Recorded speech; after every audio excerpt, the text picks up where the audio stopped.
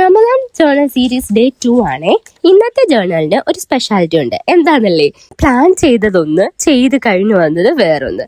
അത് ഡീറ്റെയിൽ ആയിട്ട് ഞാൻ പറയാം. അതിനു മുമ്പ് ആദ്യം തന്നെ ഒരു ബ്രഷ് പെൻ യൂസ് ആക്കി റമദാൻ എന്ന് നല്ല വൃത്തിക്ക് എഴുതുക.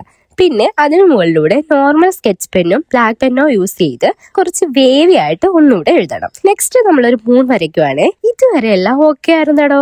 ഇവിടുന്നാണ് എനിക്ക് പാളിപ്പോയത്. ഓവർ കോൺഫിഡൻസ് കാരണം പെൻസിൽ ഒന്നും യൂസ് ആക്കാതെ ഡയറക്റ്റ് പെൻ യൂസ് ആക്കി അങ്ങോട്ട് വരച്ചു കഴിഞ്ഞപ്പോ എന്തോ എവിടെയോ ഒരു തകരാറ് പോലെ.